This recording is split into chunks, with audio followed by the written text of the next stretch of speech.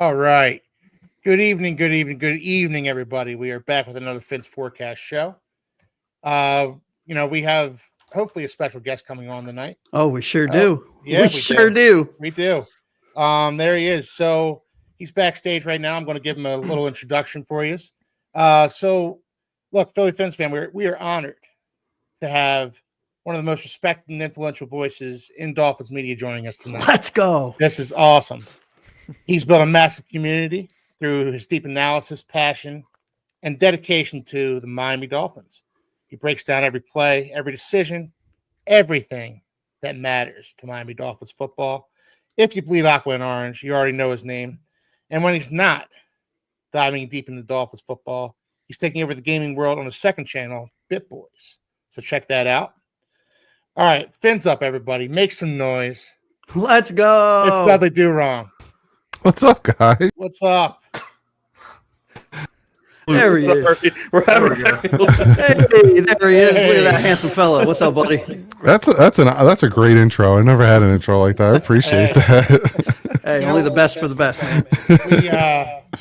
We appreciate you coming on with us, man. Yeah, when you guys asked, I was like, for sure. I definitely wanted to come on and chat with you guys. Hell yeah, man. Hell yeah. Awesome. So we're super pumped to have you on here with us, and I know I speak for everybody when I'm getting a little echo over here, but I know I speak for everybody when I say thank you for giving a fledgling channel like ourselves a chance. Oh, definitely, yeah. That never matters to me. As long as you guys do great content and you're fair and balanced, I'll definitely come on. We try. Me, we're about as fair as balanced as you can get, brother. We try. So we've introduced DouglieDoWrong. We've introduced our show. We're going to get into the intro right now.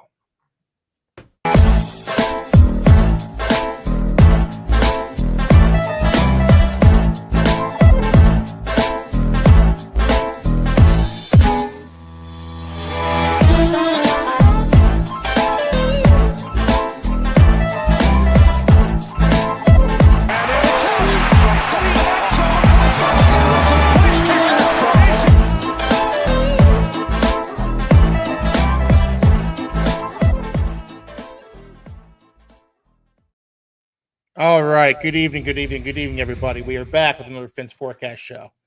And we have DouglieDoWrong joining us.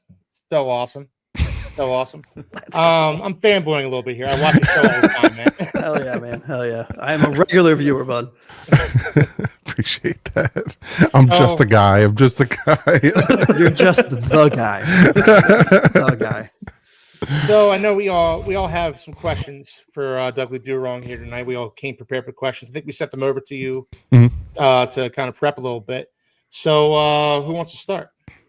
All right, Josh. I do. Pick me, teacher. All right. So we are kind of, just for those that are watching, we're really kind of covering a lot of the free agency kind of conversation that about the things that have already happened. Right, there have been moves made. We've kind of gone through what I think is probably wave one, wave two of free agency right now, and we're trying to just assess kind of how things look, where we sit with some things. So wanted to ask you, what position do you think that the Miami Dolphins really should still address from a significant standpoint in free agency with what's kind of left? See, that's a hard question because it's like a two-parter, because it's like, what do I think they should address, but also what's left. Right. And there's not much left in the position they really need to address, which is defensive line. From what I'm hearing is they gave Calais Campbell a contract, and it's now up to him what he wants to do. And again, what I'm hearing is it's either retire, go to the Dolphins, or go to the Ravens. And it's like, that's his decision. So, outside of that, you kind of look like Linval is still out there, and there's like certain guys that are still out there. They could bring back Raekwon Davis, Benito Jones, John Jenkins, but we have Sealer, and that's about it. And it's not just like for the defensive tackles, for the left end and right end, it's Sealer. Like that's all we have. And that makes me incredibly uncomfortable, because I understand that this draft is deep at defensive tackle and defensive line. You're not going to draft 4 starters. We need corners, we need safeties, we need some other positions. And I feel more uneasy about that because we just need one guard. Maybe Isaiah Wynn comes back, maybe he doesn't. Maybe there's Dalton Reisner, there's Brandon Scherfs, there's Will Hernandez. There's guys out there, but it's for the defensive tackles. There's not a lot out there, so that's where I kind of get nervous. I love it. I also don't see at defensive tackle. I don't know if there's a lot of top end talent at the top of the first round. Like, would you go defensive tackle at 13 because it feels like a reach to go with one of those guys up there? Like, I like Grant out of Michigan. He's a guy who I wouldn't be upset with they take at 13, especially if his counterpart at Michigan falls. It's another possibility, but there's a few guys that they could take in the first round, but like you said, when we get to 13, the Dolphins have options, and they might have a lot of options depending on who's there, whether it's safety, corner. Like Will Johnson, I'm hearing is falling on people's, big boards, which, that's crazy. He should be like a top 5 pick. So if he's there at 13, you kind of need that number 2 because you don't know how long Ramsey's going to be with us. So they have options, and not only do they have options about who they take, but they have options about trading down too. So it's going to be interesting. Everybody says the combine doesn't matter, and then a guy like Will Johnson runs a suboptimal 40, and suddenly he's dropping. I can't reconcile that in my head. Yeah, right. I'm rooting for guys. It's the underwear bowl, and you shouldn't really take that seriously. Yeah. I'm just rooting for all those position guys to go high so that those other guys that we need fall. Like, come on. Ashton Genty, Tyler Warren, like get up there in that top 12. The fact that I'm hearing Jackson Dart's name in like that's the top insane. Is nuts. Like, don't get me wrong. He's like, if the Dolphins took him in the second round, I'd be like, that's a nice, pickup, and we can build with him. And I could see it being a Lamar Jackson situation where he starts falling. He's in the late 20s. A team trades up to get him. That's a possible. But like, if you're going to tell me the Giants are going to take him at 3, I want to know what you're smoking. That's such a Giants move, though. So maybe it does. Yeah, exactly. They took Daniel Jones. Like, come on. To your point about the D line too. Mason Graham comes at the combine in 290, was at 320. I don't think a lot of people were really thrilled about that. So there's a very good chance he ends up being at 13 as well. I really think that he cut weight just to run a faster 40, and his playing weight is in the low 3s. I mean, it has to be. Right? Yeah, you got a guy like Derek Harmon out of Oregon who might be a guy you could trade down and still get. 6'4", 313, ran a 4.95. Yeah, yes, please. Like, are you kidding me? That's awesome. Yes, please. Yes, please. All right. Next question, Taylor. So Doug, when you're evaluating talent, whether that be for the NFL draft, for free agency, or just for Dolphins film breakdowns you do each and every week, what's a trait that really sticks out to you, really? Is it toughness? Is it fast? The speediness? You know how Mike McDaniel loves that. So what's something that just sticks out to you? For me, it's like resiliency. Like, I really like a guy who doesn't stop. Because you'll see there's guys who, they keep getting beat, like whether it's a pass rusher, they keep getting, they're stonewalled essentially from a right tackle, left tackle, wherever. And you can see they kind of slow it down. They're like, all right, I'm not getting through this guy. Let me just make sure the quarterback doesn't scramble. Or, you have these corners who are like, the ball is thrown to the opposite side of the field and they kind of just like, all right, it's over there. I like the guys that have that resiliency, like Christian Wilkins, like Jalen Phillips, like these guys who pass rush 5 yards upfield and then proceed to go another 15 downfield to make the tackle. I like that. Speed obviously is intertwined with that, but I like a guy who doesn't stop fighting, like Calais Campbell, who's 39. And how many times do we see all of a sudden he just shoot into the backfield and make a tackle? Like, it was ridiculous. And play the season. It was like a sack, I think. Yeah. So I remember I was not high on the Chop pick when it happened last year, but if there was one thing they said about Chop, one thing they said was his get off. His get off the line was, through the charts, off the charts. But the other thing was he never gives up on any play. And that's one of the things I did like about him. And you saw that manifest itself out in the field last year. And Chop's biggest thing, because he was one of the 5 that I liked. I think we were picking at like 20, 22. He was one of the top when I started seeing, I liked not Vita. He went to the Rams. Verse. Yes. Yeah. I liked him a lot, but obviously I knew he wasn't going to fall to Miami. So when the Dolphins took Chop, I was happy with it. And I knew he was raw because he didn't have a lot of sacks coming into Penn State, and he needed to work on his pass rush skills. And you saw that with the Dolphins, because as the beginning of the season, everyone's like, "Oh, where's Chop? He's a bust. He's a bust. He's a bust." As the second half of the season came in, he started sack, and then all of a sudden, you know, he was sitting at what 6-7 sacks on the season because he was able to work with these guys like Calais Campbell, like Sealer, like Phillips and Chubb off of the field and build up on that. I'm expecting a higher sack total from him, especially at the beginning of the year, because another year under his belt. Because like you said, Phil, he's got that motor, he's got the resiliency, he's got the get off. He just needed the technique, and I think, you know, another year with Weaver, I think he's really going to get that technique. Yeah, it was funny because at the beginning of the season, you'd see Chop, and he'd be like, "All you got to do is," So Anthony close. said it so many times on the show, like, "Just put your arm out, dude. Just put your arm out," and you would have had like 5 extra sacks. Or when they fall, him and Phillips love falling, and I'm like, guys, get deeper cleats. Like, what Stop are you taking that angle, man. It was the first game against the Bills. Josh Allen is right there. All he had to do was reach out, and he runs right past him. I'm like, come on, man. Yeah, that's the other thing I noticed with him and Phillips. They're so fast that these tackles use their speed against them and kind of push them past the quarterback. Yeah, they'll learn. They'll learn. Yeah, but it was really cool to see his. I know we're not talking about this isn't a segment about Chop Robinson, but it was really cool to see his evolution in the run game, which I thought at the end of the season really showed. Like, dude, you're putting in some work. Yeah. You know. And, you know, like I said, I wasn't high on the pick, and I wasn't high on the pick at the beginning of the season. But there was an episode earlier on in the season where I got into it with Josh and Anthony because they were both really high on the pick. And we kind of went back and forth for a good long time about how I wanted a guard. I wanted a guard last year. I wanted Graham Barton. And when they went Chop Robinson, I was not a happy camper. It sucks, though, because that's Greer. Greer doesn't like taking guards in the first round, you know. Like the last time we took a guard center in the first round was Pouncey. It was a long time ago. He likes those premium positions, the corners, the safeties, So I don't even know if he does it this year. Like one might fall to us at 13, and he might just take a pass rusher or something, because that's just his MO for 10 flipping years. Well, that's because we are more worried about the offensive line than Status quo, baby. Status quo. I'm just saying. Right? Well, Pouncey was a Hall of Famer. He's like, he looks at that and he's like, nah, we don't need that. Yeah, right. Don't worry about it. That was a wrong choice. I made a mistake.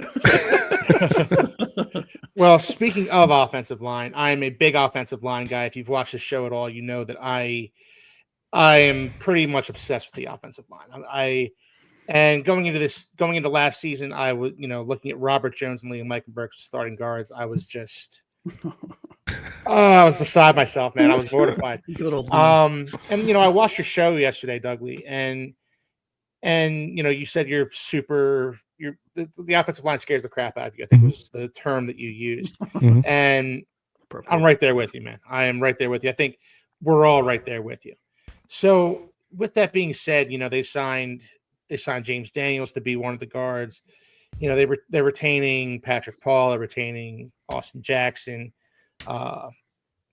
Brewer, Brewer at center. In an ideal world, in a realistic world, how do you see the offensive line shaking out in week one? Like, what would be your optimal starting front five? Kind of what you named. I would like to see Teron Armstead come back. When I talked to him, he didn't seem like he was against it, but he didn't really he's really taking his time, and he really helped the Dolphins out with taking that pay cut while he's taking his time, which, take all the time you need, because he doesn't really need to do OTAs and all that stuff. Yeah. So if he doesn't come back, then, the guys you named, and then at left guard, I pray to God it's not Liam Eichenberg. And, we don't know his contract, right? Yeah. And he signed it, though. Like, he was on the Dolphins Twitter, and he made his Dolphins video saying, I'm back, yada, yada. We don't know the details of his contract. If it's anything above 3 to 4 million, he's going to start. And that bothers the crap out of me. But even if not that, he's not going to get cut. If it's anything above 3 to 4 million, he's not getting cut. Yeah. And which means he'll be a backup. And in the NFL, injuries happen. So he eventually will start. I can see them bringing in back Isaiah Wynn.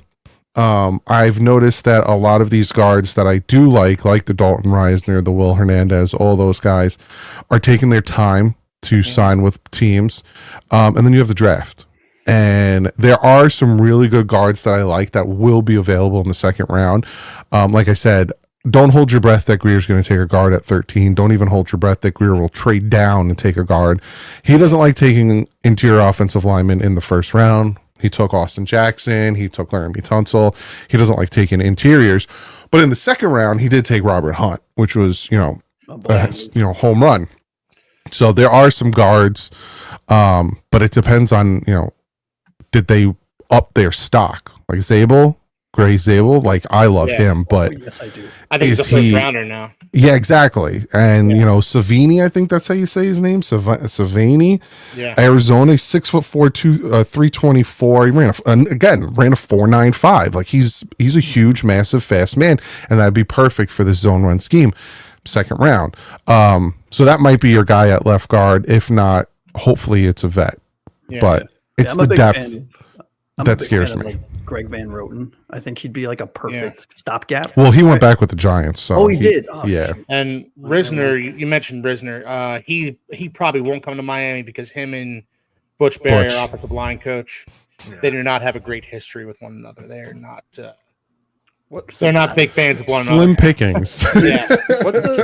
What's the feeling on if Armstead does come back and now we have Patrick Paul kind of sitting there and Austin Jackson's coming back from a serious injury? Like, what's the feeling on sliding those guys around? Maybe putting Paul at right tackle and sliding Austin in, or like, have you heard anything about what their thoughts are on how that could work out? It's hard. I talked to an offensive lineman a while ago, and he said that going from left tackle to right tackle is like wiping your butt with your right hand and then trying to do it with your left hand. It's hard to do because, again, it's that first kick step. So if you're playing left tackle, it's your left foot. And then you've been doing it for so long that all of a sudden you're going the other way. You got to do it with your right foot. You're slower. You're much slower. You're letting the DN go around you. It's like when Carmen was the right tackle against Houston, and we were getting destroyed. So they'll probably keep it status quo, and I really would be shocked if they took Patrick Paul and put him inside because he's just massive. He lost weight too. Like he's not. He's like lean, is what Armstead said. Like he's really lean and he's really fast. He's still 6'8" though. From what I'm hearing, though, is if Armstead doesn't decide to retire, they might just do a June 1st cut on him.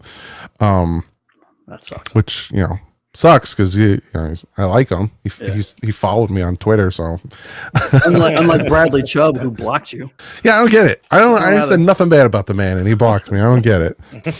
He was just anticipating you were going to say something bad. Right? He's like, nope. He's going to say something. Block. Yeah, the reason we all laughed when you said Jackson Carman is there's like a running joke on the podcast where the game after he started or was in for the majority of that game, we have a segment on the show during the season called Game Balls and Jockstraps where we give a jock, we each take a player that gets a jockstrap, and Keith, or Philly Phins fan Keith, like obliterated this poor kid. Yeah, like just annihilated. He got destroyed by what was it? Anderson? Like he just got destroyed. And the game was still close. It was an 8-point game, and he was just one after like two. It was getting destroyed that game. Look, I mean, I'm not proud of how pissed off I was at him, but in my defense, Will Anderson stole his soul in that game. Like he absolutely just ate his lunch. But yeah, I gave him the jockstrap, and I didn't feel bad about it. You eviscerated that poor young man. I mean, I could have played right tackle better, and I'm 5'10", 150, soaking wet, right? The dude with the turnstile. Yeah, go ahead, Anthony. Yeah, so I wanted to ask about, free agency as it compares to the draft now. Like, to me, free agency has been about depth and only depth. I haven't really seen any huge signings, the guys who are must-start players. I mean, maybe James Daniel, but we even only gave him $8 million a year, so that doesn't scream like this guy has to start, although I hope he does.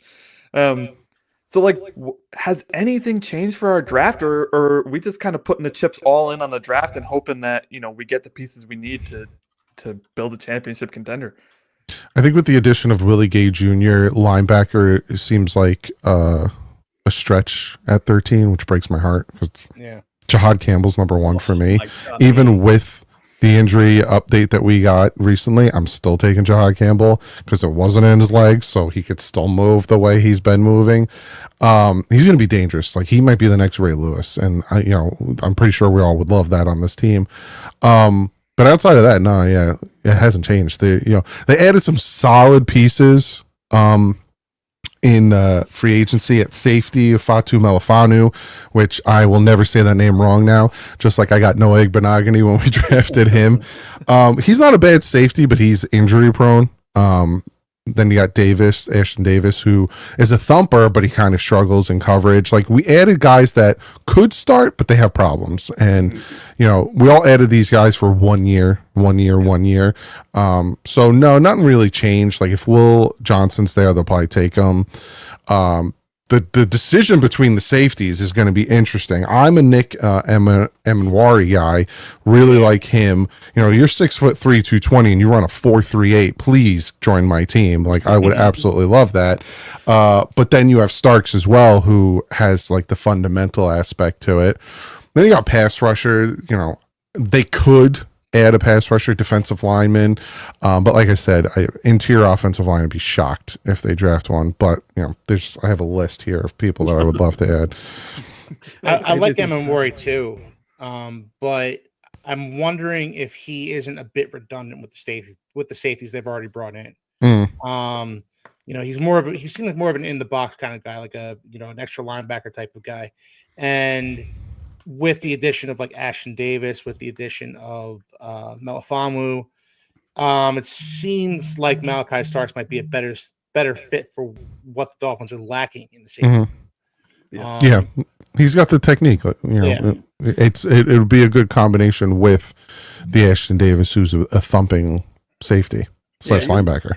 You look at who we brought in free agency in the safety room. We have a lot of Robins, right? We need that one Batman, and that's a poor analogy maybe, but we need we have a lot of what kind of Javon Holland had, right? He was more of the inbox, like he would hit the holes. We need that kind of free safety center fielder, right? I don't think any of these guys, they can play that. I think they can fill that role if needed, but I think we would be misusing their talents or where their strengths are if we required Melifonwu to sit in the backfield, 15 yards deep and not try to blitz a hole or something. You know what I mean? Yeah, and you got guys like Xavier Watts who will probably be there in the second round. You could take, and it's your first two picks need to be starters. Yeah, and absolutely. It's and we've been good at that recently. Chop was a starter. Patrick Paul could have been a starter, and then you have Javon Holland, Phillips, and Waddle, all starters. So we've been good at getting starters in the first two rounds, but they have to, especially if McDaniel and Greer want to be coaching and the GM next year. They have to be starters. Yeah. Absolutely. Well, that's a big ass question right there, isn't it? Yep. That's what I was saying on our show last week. It's like they're spending so little, so frugally. I'm like, do they realize they could not be here next year? Like, you look at their contracts, and it seems like because even James Daniels' contract, it's a 3-year contract. There's an out after this year. He has no guaranteed money after this year. All of the contracts they've given out are essentially 1-year contracts because they don't know if they're going to be on the team next year. And even Tua, like, they could have kicked the can down the road with a salary cap number, but basically they're keeping things as is. If they need an out next off season, they got one. For not, the cap hit's going to be, a significant number, but it's not going to be nearly as significant if they would have restructured his deal and gotten $19 million more in cap space this offseason. And the biggest number too is Tyreek Hill. Yeah, 53, right? Isn't it? Yeah, and they cut him, and they instantly, like, they don't even have to wait to post June 1st, do a March 14th, whatever. They instantly cut him. They saved $36.3 million instantly. Insanity. So, you know how many players you could sign with that money. So, that's why keep an eye out for Tyreek Hill. Like, and he will be on the team, but will he? Is all I'm going to say to you. I can't really tell you too much about No, that. that's cool. Hey, I'm gonna be honest. On this podcast, there's quite a few of us who, there's one of us who I won't name that maybe not a fan of it, but we are advocates for, Tyreek Hill. Thank you for your service. You have a tall woman fetish, and you have more babies and touchdowns. I'll catch you on the flip side. You know what I mean? Because from what I'm hearing, they want him on the team, but Not that bad. that's all I'm gonna say. I can't say much. Smart with, Griff's been smart with that in the past. I mean, he got the King's ransom from the Texans for Tunsil, and he was like, well, I have to take this, right? Like, I think if a deal comes around that you have to take, I think Greer will take it. If they offer a first, yeah, he's gone. Yeah, 100%. Do you think if something like a second and like a late round pick swap comes around draft time or something like that, do you think that that's something that they would entertain, or is that in their minds still too low for what he produces? Because he is coming off of, last year was bad, but 2 seasons ago, back-to-back 17 plus.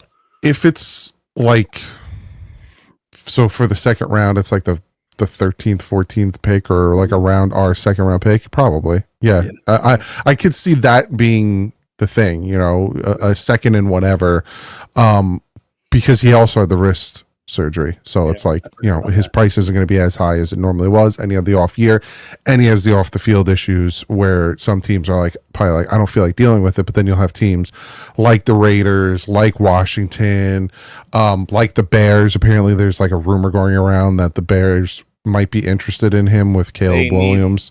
They need another wide receiver. Right. So, maybe do a swap. You never know. Yeah. Dolphins, but with the addition of Westbrook, I'm not as upset. And there's some good wide receivers late, and then Malik Washington was playing really well. He's not a necessity, and a lot of people want to come on and say that, Tua doesn't do well without Tyreek. That's not true. Tua actually does pretty well without Tyreek. Yeah. So, well, especially when he's dropping every other touchdown. But that's a topic for another show. I will say this, the Tyreek Hill thing. That's something we certainly speculated on this channel, ad nauseum. What's going to happen with him. I think we've all reached the point that you just mentioned, where it's like, if he's here next year, great, we'd love to have him because he's Tyreek Hill. But if we get the right price for him, all right, I'll pack your bags for you, brother. Exactly. Exactly. Yeah, you know what I was happy to see though, not to harp on the wide receivers here, kind of going down a rabbit hole, but we said it on the show quite a lot that we needed diversity, like in physicality, right? Because we were very like Ferrari in a snowstorm with our short, fast guys, and we needed some height and some weight and some 50-50 ball type wide receivers, and that's why I was really stoked to see what that we signed Westbrook Akine, I think is how you pronounce his last name. Yeah. Because all of our receivers were under 5 foot, under 6 foot, and we finally got a guy who's 6'2", 6'3", and had 9 touchdowns last year on the Tennessee Titans. Like, you watch his film, and like they were throwing fades to him from the 25-yard line. That's what we needed. So we stopped throwing fades from the 5 to Tyreek Hill. Like, do it to Jonnu. But that also is a Mike McDaniel problem that he's not going anywhere yet. So we'll see. That's another topic that could get us going. Trust us. Yeah. All right, so I wanted to touch on the CB2, right? Which is one of the, I think, in my opinion, probably the biggest need right now as our team stands, right? So, what direction would you like to see us go in the for the CB2? Would you in-house? Do we have something in-house? Is it a combo of whatever we currently have on the roster, plus maybe a second or third tier, vet, or is it just, we're gonna pause on this right now and we'll see how the draft falls? It depends on the free agents, because there are some free agents that are out there that I'm interested in seeing, and we did bring in Artie Burns, but that's nothing to pound your chest about and say like, we found our number 2. Artie Burns is more of a Siren Neal replacement than he is a number 2 corner. Asante Samuel Jr. is just a name that I'm constantly like, I understand he's injured. I understand he has a little, problems here and there, but his speed and his closing and his athleticism, I would add him. He's 25. Like, bring him in, give him a 2-year contract. Do what you did with the other guys, with Westbrook, give him a contract that you have a potential out, but if not, you still have him under contract to keep him and keep his rights to give him an extension. That's what I would do. And then I would draft, I would draft somebody again, if Will Johnson's there at 13 or, whatever happens.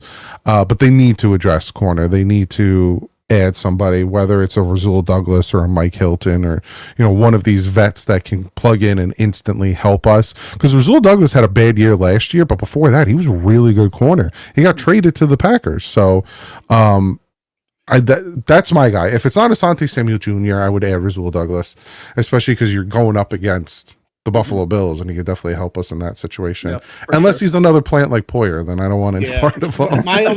My only problem with Rasul Douglas is that he's never been the fastest guy. And he's reaching that 30-year-old. I think he's actually 30 years old now. But he's getting up there in age where he was never the fastest guy, and now he's going to be a step slower. So will he be a liability? Will he be to your point, a Jordan Poyer-esque liability? Oh God, what a dumpster fire. And that's, you don't want to bring in a guy a year too late. And I think that could be the case with a guy like Rasul Douglas. Asante Samuel Jr., though, I'm all in on. I love that. Do you think that the contract for Asante Samuel would be, maybe a 1 year with the team option for year 2 or something, but do you think it would be substantial? That's what some people are wondering and worrying about. I know one person on Twitter was like, "Oh, he wants 15 million. That's why the Dolphins aren't going to do it." So do I. And they could want what they want, but if you're not getting it, and if you're coming off of a shoulder injury and all this stuff, like Javon Holland wanted the Dolphins to back up the Brinks truck. He got what, 15 million, give or take. He didn't get nowhere near top money. Because his play didn't dictate it. And that's, again, with Asante Samuel Jr. I'd give him 10. I'd give him a 1 year, 10 million, or 2 year, with incentive based. I'd give him around there, but I'm not. No, if he wants 15 and then a desperate team pops up and pays him 15, well, good for you, Yeah. Very, very cool, man. Taylor, I think you're up, man. So I'm going to kind of steal Anthony's question as well, because mine kind of leads right into it. Sorry, Anthony. But with free agency going the way it's went, and we're about, a week and a half into it now, it feels like all of the big names are gone, and this is kind of a down free agent class. I'm putting it very mildly. This is a trash free agent class compared to That being said, are there any names out there right now that you're like, oh, this could be a guy for us that could be a day one contributor? In free agency? Yes. There's a few. Like, if the Dolphins don't bring in Calais Campbell, you got like Zadarius Smith, who could definitely come in and instantly start. They tried to trade for Matt Judon last year. That's a name you can bring in. These guys are 1 year cheap deals that you can bring in. Justin Simmons, safety, bring him in. And then all of a sudden you got your guy, you got that alpha. Even Quandre Diggs is another safety that I would like to bring in. You got Isaiah Simmons, but this is before we brought in Willie Gay. Defensive tackle wise, I don't even know. I would still bring in another running back. And the name I would bring in is Nick Chubb. Oh, love it. Could you imagine? Go give him a contract. See what he can do. Because the rumor of Emmanuel Ogbah and Jeff Wilson Jr. makes me angry, because again, the owner comes out, gives us this letter saying status quo isn't good enough, and we don't want you to think that the play on the field was good enough, yet you bring back the players that aren't good enough. So just go out and get yourself, like, even a J.K. Dobbins is still out there. They'll be cheap. Yeah. Go out there and get them.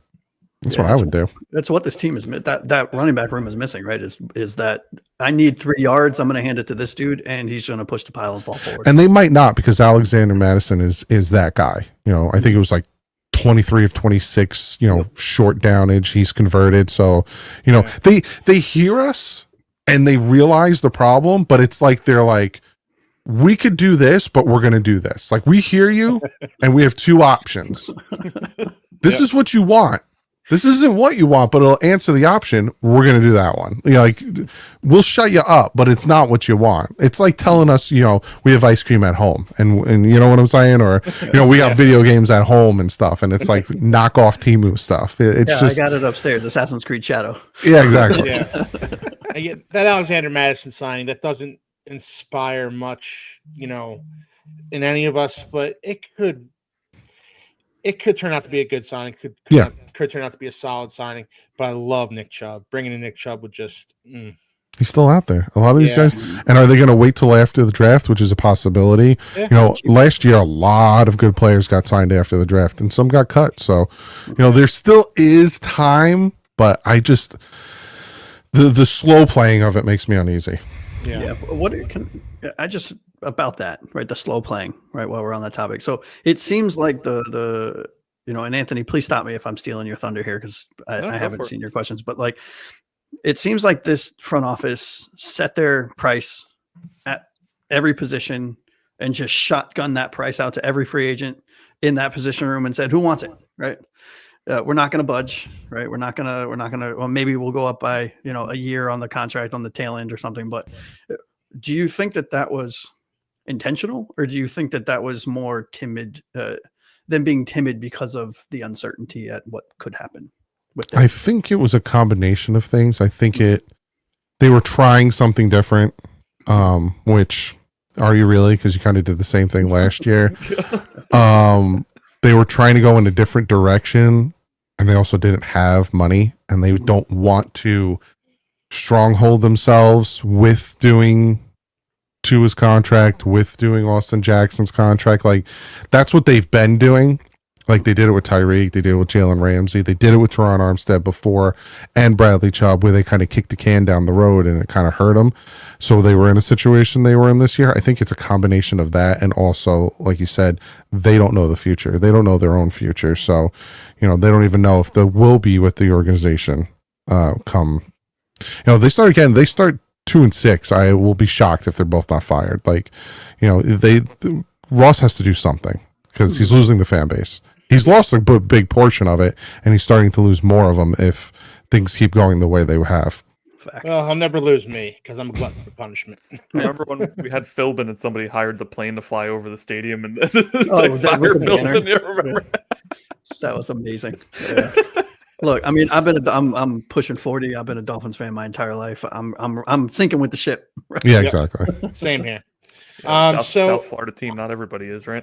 I'm gonna take. I'm originally from Miami. I live in Connecticut now. I'm from Miami, so I'm a diehard Miami sports fan team. Or you know what I'm trying to say. I'm from Philly, obviously. I'm from Philadelphia, and if there's another team in the NFL that I can wax poetic on, other than the Miami Dolphins, it's the Philadelphia Eagles, and I bring them up only to illustrate this point. Their offensive line has been probably the top offensive line in the NFL over the past 5 years. Watching them work, it's like watching poetry on a football field. It honestly is, and it goes beyond guys like Jason Kelsey. It goes beyond guys like Lane Johnson, who are first ballot Hall of Famers. They turned Jordan Mailata, who was an Australian rules rugby player, into a second-team All-Pro. Cam Jurgens comes in for Jason Kelsey last year, and they don't skip a beat. That's the kind of offensive line I want the Dolphins to have going in. So this is kind of an off-the-cuff question here, but how do the Dolphins get to that point? It can't just be talent. It can't just, it's a combination of talent and coaching. I know the Eagles have Jeff Stoutland, who's probably the best offensive line coach in the NFL right now. How do the Dolphins? Because personally, I think the Dolphins' offensive line was the biggest thing holding them back last year, and you fix that, you fix a lot of issues on this team. So how do we get there? You look at 2023, and the Dolphins for the first 4 to 5 games had one of the best offensive lines in football. When you had Teron Armstead, you had Isaiah Wynn, you had Connor Williams, you had Robert Hunt, you had Austin Jackson. Then they all started getting hurt.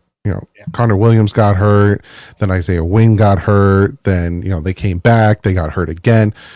It's a combination of picking the right people and also coaching them properly. And the picking is about finding the healthy ones. Like, we knew Isaiah Wynn had an injury history, so seeing him get hurt in 2023 and then, you know, still not being healthy for last year shouldn't be a shock.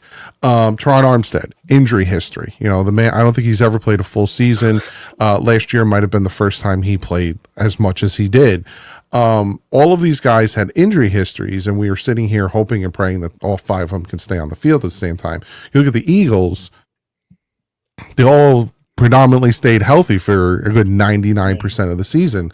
So, you know, if that happened to us in 2023, I think it would have been a completely different story to have our offensive line, because you saw the run game change. We were running a lot, and then the guys started getting hurt. And then at the end of the year, you know, a lot of people want to talk about 2023 and the yardage and the touchdowns and everything. It all disappeared that last 3 games of the season. And then it really disappeared last year when we lost out on Hunt and we didn't have Connor Williams and Isaiah Wynn. And that's a big thing. So I think it's a combination of coaching, but also, you know, finding the right players and stop adding injury prone players. Is Butch Berry the answer at offensive line coach? I like him. Again, to me, he was a big part of 2023 and why they did so well. It's such a hard question because it's like, who's making the decisions? Is it him telling McDaniel, yeah, he's good to go, or yeah, put him in, or is it McDaniel making his own decisions? Because if that's the case, the man's blind. Because when I went down for training camp, Liam Eichenberg was getting his lunch money taken like almost every practice, and they still trotted him out as a starter. Like, if that's the case, then you know, McDaniel. But it could be because, again, they put Huntley out there against the Tennessee Titans when he wasn't ready. Like, it's decision making on top of coaching. But I think that Butch Berry is a good coach. I think he got a bad rap in Denver. So yeah, I like Butch Berry. I think he's a good coach. Okay. I think it's more of this decision making, and it's more of luck. Yeah, I'm willing to give him another shot, but I need to see something this year, man. Man, if they don't do something, like they need to win a playoff game or make the playoffs, but I think it's win a playoff game, you're going to see a whole new team in 2026 from top down. Yeah. Anthony, I think the last question. Yeah, so, you know, I was not a fan of bringing back McDaniel and Greer at the end of the season. I saw a lot of good things out of McDaniel, but I also saw a lot of immaturity that just never improved. And then, you know, Chris Greer's been here for probably longer than I've been alive, and we haven't won anything. So, you know, I'm wondering just like where, like we try to stay overly optimistic on the show because it's too easy to be pessimistic, but like, where's the confidence level right now in the fact that, you know, will they nail this draft? Will they have a product ready for, you know, competing with the Bills? Like, can we potentially win a playoff game? Because when I look at the roster right now and what we've done so far, I'm worried, man. Like, we haven't necessarily gotten better. I mean, maybe we've stayed static, but I don't see where the improvements are. Yeah, and that's where I'm worried, because you would think it's like, it can go 2 different ways. You can have a GM who knows he won't be here next year, but is trying to save his job. So essentially he is going to use the money, use the draft picks, because I'm not going to have to deal with it in 2026. Or you have a GM who thinks, I need to save my job, and if I save my job, I can't hurt myself in 2026. So it's like, which way is he playing it? And it seems like he's playing it, the I don't want to hurt myself in 2026, because he's not doing much. Yeah. And, you know, I talked about it, and it's like, you look at this team, and even if we do add, you know, some of the names, like we add a Rasul Douglas, Asante Samuel Jr., or Mike Hilton, we add a Justin Simmons or a Quandre Diggs, like we add these guys we can plug in and they're starters, then we draft nicely. And then you look at the Miami Dolphins, are they better than they were in 2024? And it's like, not really. And we're in another situation where a starter goes down. Did we build depth? And on the offensive line, there's no depth. On the defensive line, there's no depth. You know, we were 27th in the NFL in sacks. Like, it was bad. And we had really good pass rushers at some point. So it's like, what do we do? So, you know, I would have thought these guys are fighting for their job. They came out, did a presser. We're going to double down on the offensive line and free agency in the draft. Again, I haven't seen the doubling down on anything. You know, we brought in one guy who I was happy about. Outside of that, Burrow and Liam Eichenberg, like who? That's not doubling down. So again, I think if everything stays as it is, I don't know. I don't see this team being better. And They did a really good job of looking sad in that press conference. So they really played it off. Like it was, they nailed it. Yeah, you know what the iron. Oh, sorry. Go ahead. My friend made a short clip for the post game of the Jets game, and me being like, "Hey, they're gonna get fired," and then the intro to the video, like 15 minutes later, when I found out that they were coming back, and how it was like me, like, "Hey, they're probably gonna get fired," and then it cuts to me just like rubbing my eyes, like, "You've got to be kidding me!" And that's just, they came out like you said, they were looking sad, and they were like, "We're gonna do better," and then Stephen Ross comes out with this whole paper that status quo wasn't good enough. But that's what drove me nuts is he comes out, the play on the field. I don't want you to think the play on the field was good, and I don't want you to think that status quo was good enough. But we're bringing them back. Status quo. It's like, you got to be kidding me. It's like spitting on me and telling me it's raining. Like, come on, man. And so quickly, too. It was like, like give it a day, man. Yeah, that's insane. It's like, too, you bring James Daniels in, which I think it's a really good. Best signing in the my way he opinion. plays. He's so nasty. Like, putting him next to Brewer is going to be awesome. Yeah. But it's exactly what you said. You bring back Eichenberg, and it's hard. Even to me, I find myself being pretty optimistic about McDaniel and Greer.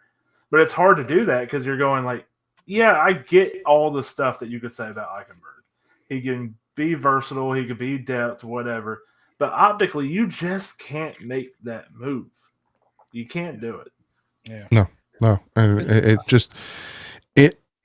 and they know, they've seen how fans reacted because it wasn't a good reaction, and then they put out the video of him, the pictures of him signing his contract, and then like whoever's on the social media team of the Miami Dolphins needs to read the room, because why did you do that to Liam Eichenberg? Like he's a human being, and I'm not mad at him, and obviously he's not great at his job, but I'm able to take the person out of the game, as the social media person. Why are you releasing that for the replies to just be filled with the most nasty things for him? Like, he sees it, right? He sees it 100%, because I think he was tagged in it, like tone deaf out the butt. I did notice they didn't do one for Zach Wilson though, so they saved his hide. Exactly. Although the video interview that he had with Travis was interesting. Yeah, I gotta watch that. I haven't watched that yet. My last reaction to all this is that everybody saw what the Eagles did to the Chiefs in the Super Bowl with two really strong defensive tackles and then good edge rushers off the edge. So everybody, and I mean everybody, went out and paid big money to defensive tackles to fill the room. Except for the Miami Dolphins, who just sat there and watched everybody else do it. Like, this is not the time to be trying to be a trendsetter. Follow the trend, boys, because your trend stinks right now. Yeah, 100%. So I know you are. Sorry, Keith, I didn't mean to interrupt you, but I know we're at the 50-minute mark. I want to be respectful of your time. Do you have time to hang out? We have a really cool segment towards the end of the show where we take some fan questions and we chop them. I put them up and we talk about them. Or do you need to bow out and we can thank you accordingly? Oh, unfortunately, I do have to go put my daughter to sleep. Well, that's a little selfish. All right, Keith, do you want to? All right. Well, DouglieDoWrong, thank you so much for coming on with us. We really appreciate it. You're welcome back anytime. Anytime definitely. The show, we would love to have you on. And look, I think I speak for everybody when I say this has been awesome. You are a saint.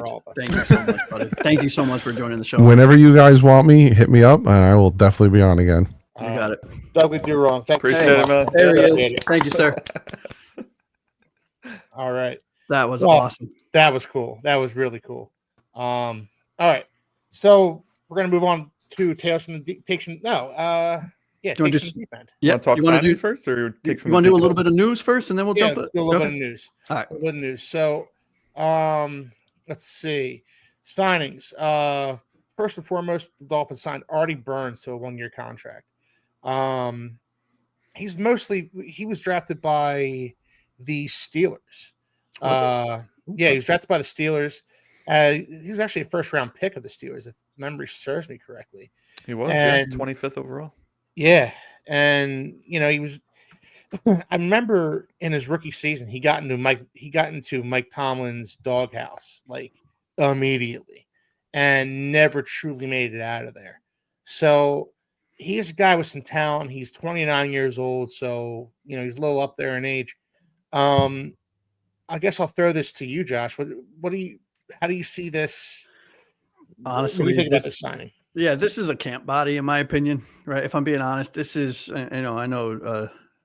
Mr. DDW said that this is really a replacement for, I believe it was Siran Neal.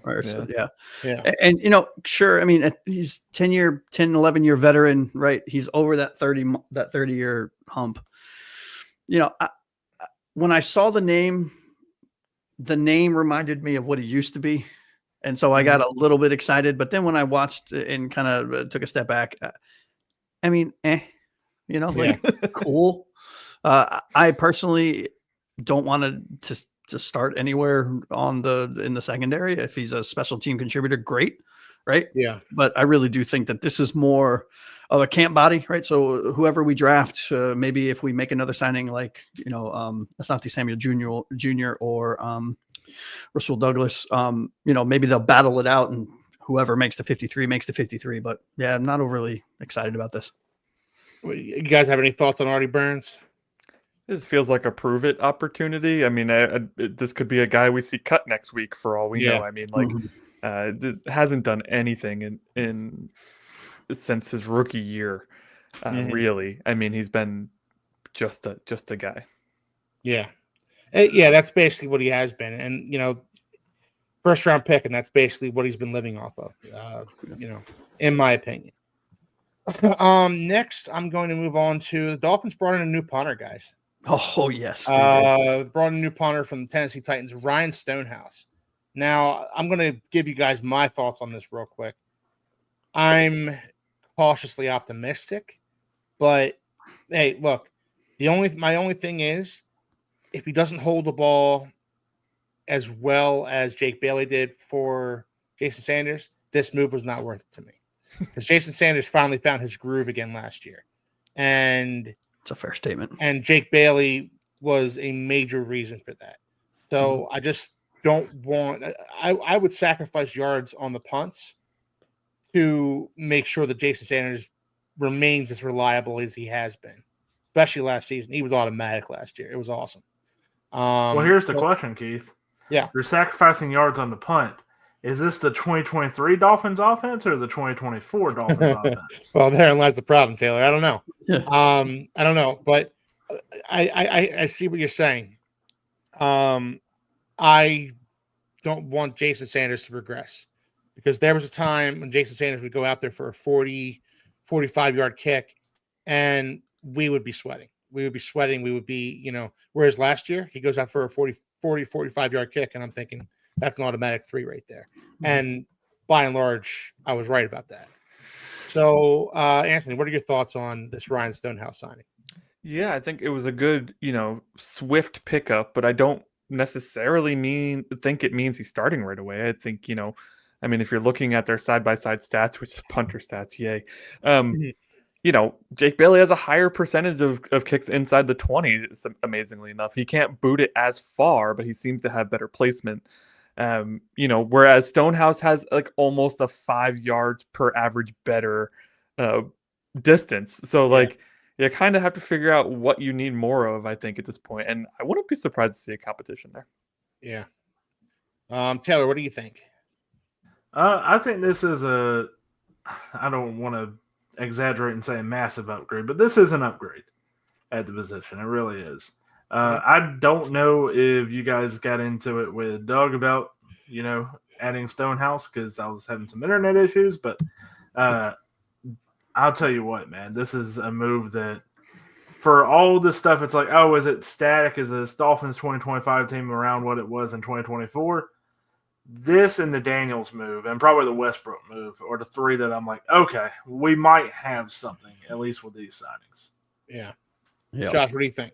I am the most excited about this over all four of us. This is not even a questionable upgrade. This is a clear and outright upgrade over Jake Bailey. I have never been a Jake Bailey fan outside of was it a 4-game stretch where he looked like a serviceable, mediocre, middle of the pack punter, and then he regressed right back to punting 32 yards out of bounds. And like, no, thank you. Like, in the games where it's a defensive game where both offenses are struggling, you have to play field position.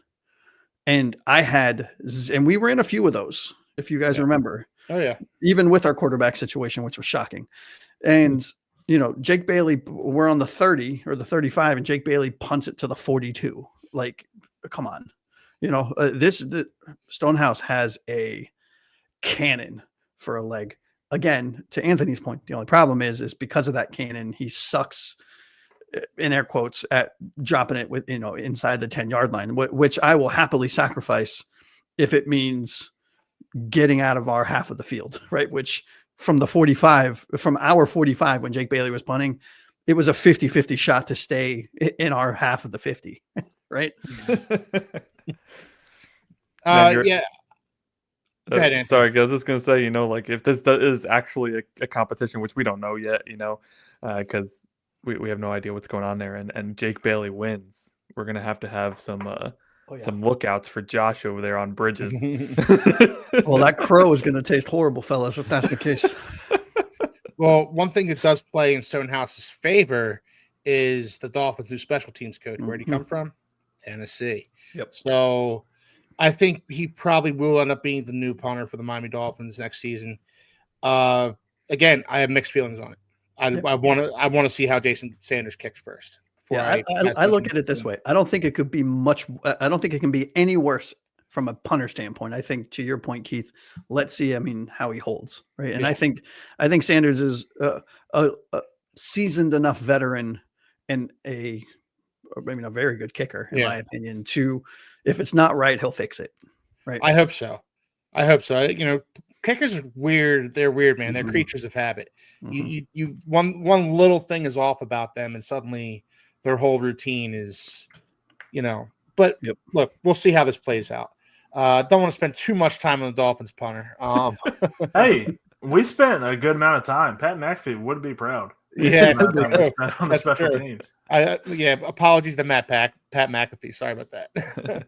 All right, so the Dolphins also brought in 2 new linebackers. I'm going to group these guys together. KJ Britt and Willie Gay Jr., who was just signed today. 2 one-year deals.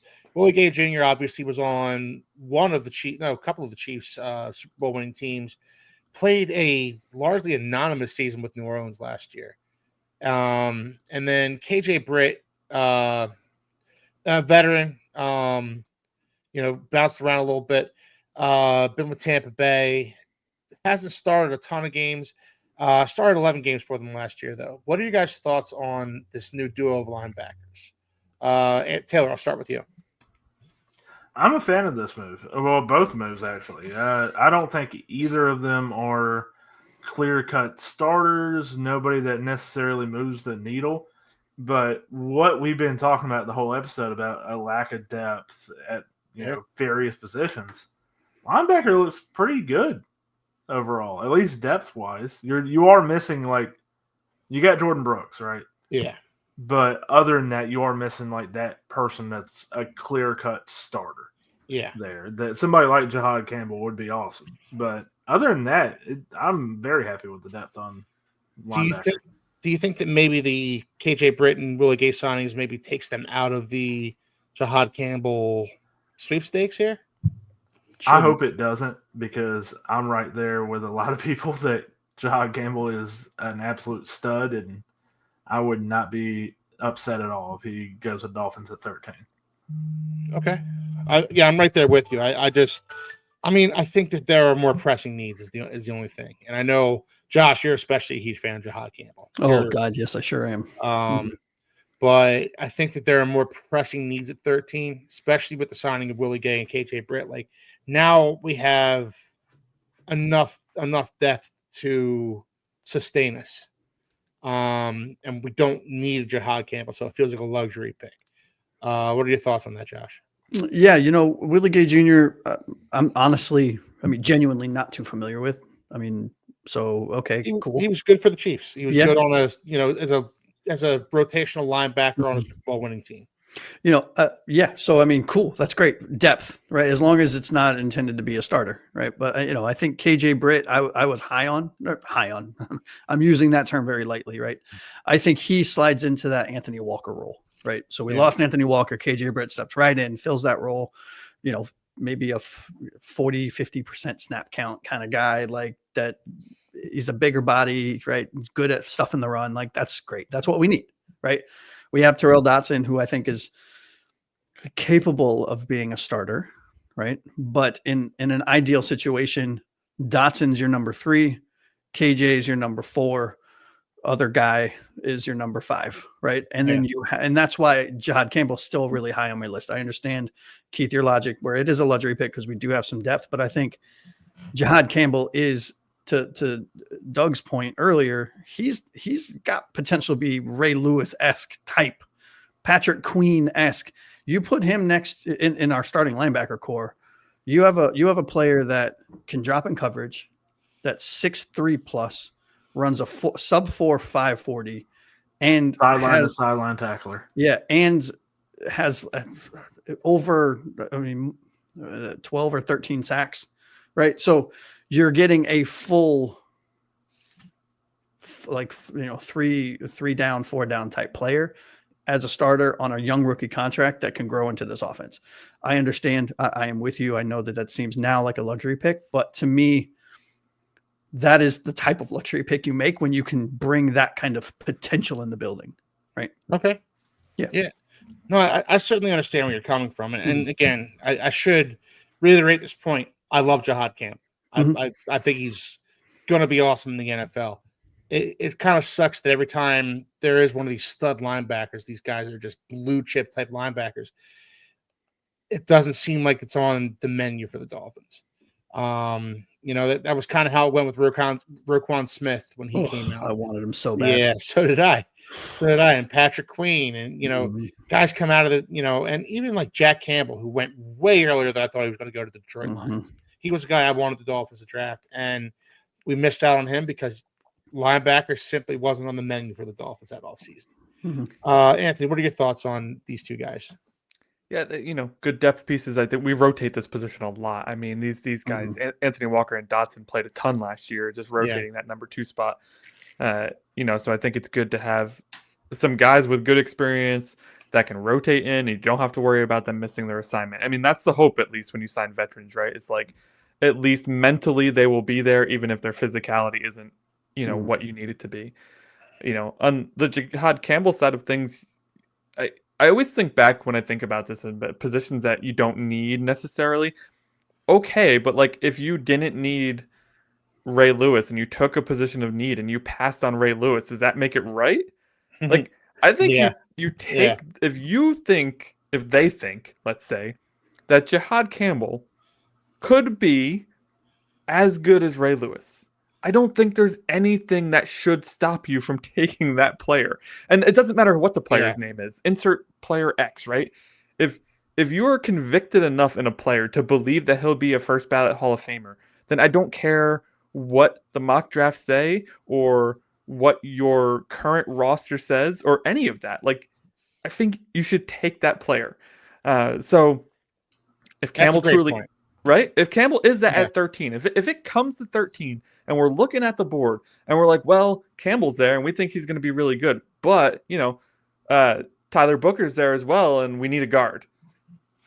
Yeah. If you take the guard in this situation, that's not necessarily the right move because who knows, maybe Tyler Booker's a good starter for 5 to 6 years and you're like, okay. But then Campbell goes on to be a Hall of Famer and you're like, that's still not the right choice. Yeah. Well, here's a question for you, Anthony.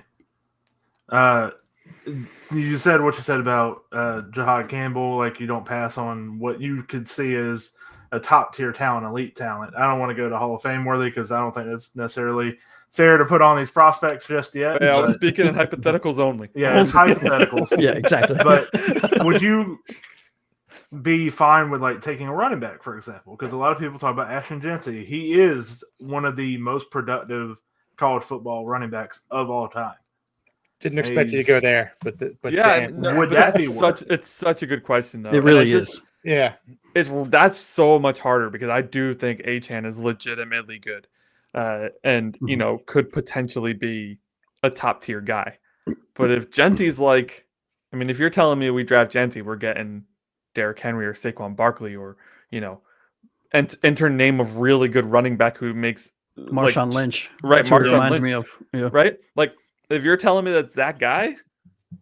Okay, we figure it out. We take him anyways. We figure it out. Like, figure out what to do with Achane. Maybe you could trade him. I don't know, but like, yes, I truly believe that. Only in the instance where you think the player could be that type of guy, right? So Gotcha. Taylor, Well, I mean, I'm going to throw the same question back to you. What do you think about that? I see Anthony's point. It's hard for me because I am a big fan of Ashton Jeanty. Whenever we get into our full-on draft prospects here and what our thoughts on him, he's one of the top 3 players in this draft to me. Mhm. That Easy. said, you do look at this roster and you're like, man, this roster is not good enough to justify taking a running back at 13, even if he falls. But at the same time, Anthony has a great point. Like, if you think he can be that good, and I think he can be that good, I don't know if I'd be upset if the selection was somebody like Ashton Jeanty. No, I doubt it. Highly doubt it. No, I mean, look, and I'm sure those that are watching, I know I'm going to get lit up on social media when I say this, right? But this is probably why I'll never be, well, I mean, for many other reasons too, but this is why I'll never be a GM in the NFL, because I think that you never let top end talent, you know, or rather you don't not draft top end talent due to a need. If there's a player it is a genuine consensus in your draft room, right, in your war room or whatever you want to call it, that this guy is a generational type player, take him, figure it out later, right? I mean, how many times have we passed up on players that have turned out to be all pros and potential Hall of Famers to draft the Noah Igbenogany's and the Austin Jacksons or you know, of the world, which, okay, one's a decent right tackle, got his shit together. Pardon my French. There's my one for the day, fellas. You know, got a contract extension, is a very good, above average starter in the NFL at right tackle. But you pass up on, you know what I mean? Like, you just get good players on your team and let players play. And that is a philosophy that I truly believe in. I mean, you could say that the Raiders did it last year by taking Brock Bowers as high as they did, right? A Yeah. tight end that high, like Yeah. we don't see that very often. And Yeah. they said, "Screw it, we think this guy could potentially be the next Shannon Sharp. We're going to get him, right?" Or the next Especially Gronkowski. Anthony, the Raiders were a team that was just full of They were holes. filled with holes. Every position. Yeah. I mean, Yeah. every one of them. And they're like, They you know what? lost We're out. taking Brock Bowers because we think he's the best player in the draft. Mhm. And you know what? He Dude probably went was. out. Yeah. Yeah. Yeah. Yeah. Dude went I mean, out let me and ask you a balled question, out. Keith. Let me ask you a question, right? So TJ Warren, I think we all love him. I've seen him muck to the Dolphins tons of times. We have Jonnu Smith. Yeah. Does it make sense to pass up TJ Warren? I mean, you know what I mean? Like, those are the Yeah. ones. Tyler Warren. Yeah. Jesus. I knew what who did you say meant. TJ? I You meant Tyler. rename I'm him sorry. TJ every time. Every time. I don't know what it is. It's like a mental block. Maybe his middle name starts with a J. Maybe his middle name is Yeah, that's J. what it is. Yeah, his mom called and said his Yeah. middle name is Josh. No, I see where you guys are coming from. I really do. I mean- Tyler Warren, I mean, look, Taylor, I know you're a huge fan of Tyler Warren. We've talked about it several times. I'm equally as good of a fan.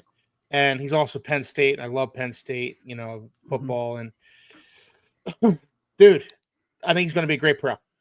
I do. Yeah. But no. I guess the question is, No, it's not would because- you draft him, but I guess the question really is, if we drafted, if the Dolphins drafted him, Yeah. how mad would you be? Right? You know what I mean? Like, that's the Well, question. I don't mean you. I mean the royal. you know, you, but I mean, first of all, that, you know, it depends on what else they do in free agency. But like, let's be real about this, guys. There's still so many holes in this team Mhm. Tight end really isn't one of them right now. You know, I mean, it kind of is because they really only have Jonnu and a bunch of just the guys out there. But, you know, we need a guard. We need a starting guard. We need a number 2 cornerback. We need probably an alpha in the safety room. Mhm. We need defensive tackles. You know, DouglieDoWrong was so right. Defensive tackle, our cupboard is bare. We have Zach Sealer and nobody else. Mhm. And we're going to draft Tyler. Period, right? Yeah. Yeah. He's the And only player we have. And And we're in going to no draft. way, Keith, am I trying to say, hey, we need to go get Ginty or we need to go get. No. I'm not saying that at all. I I'm with know you what you're 1000%. Right. I know what you're saying, but you know, we draft Tyler Warren, and it's like, well, we think he's the next Jason Kelsey, Travis Kelsey. All right, cool, but who's going to protect Tua? Mhm. You know, Tyler who's going Warren. to rush the passer? You know, it's just it's hard for me to justify. Is all I'm saying. It's hard for me to justify a luxury pick like Jahad Campbell or Ashton Genty or Frozen Fin Fan. Great to There see he you, man. is. What's up, buddy? Listen, I'm going to bring this back full circle before we put a cherry on top because I think we were talking linebackers before we got into the Yes. this, draft concept there. But I would love it if we traded down a couple spots, picked up another pick, and still got Jahad Campbell. I mean, that's my dream right now. Yeah. If I had to like tell you what's my dream scenario for the draft, that would be it. And the thing is, like Jahad Campbell, he could go anywhere between like 10 and the end of the first round right now. Yeah, I've seen him mocked all over the place. Mhm. So that's certainly a possibility, Anthony. And Yeah. if we did that, I would not be upset. All right. So next free agent to talk about here, Pharaoh Brown. Pharaoh Brown, he's kind of like a I hate saying it. He's kind of a Julian Hill type of guy. He's an inline blocker. Not much of a receiver. Started a few games for the Seahawks last year, though. Josh, I know you're actually a big fan of the signing. So Well, okay, time out. You're, Time all right, out. you're a fan. Whoa. Fucking throwing me under the bus there for a second. No, okay. I'm not a big fan of this signing. I like it. I understand it. And I like the cost, right? Yeah. I mean, 6'5", 246. This is a exact replacement for what went out the building in Durham Smythe. That is all this is. This dude blocks his rear end off. And that's all he does. He can't catch a ball. He can't catch a cold. He can't, I mean, nothing. He's not fast. But what he does do, he does extremely well. And that is block. And in an offense where last year, at the very least, you have exactly. Yeah. Yeah. Except I don't know why everyone keeps comparing him to Julian Hill, because Julian Hill's he's a fast receiver, just huge. Right. This guy just worth a lick.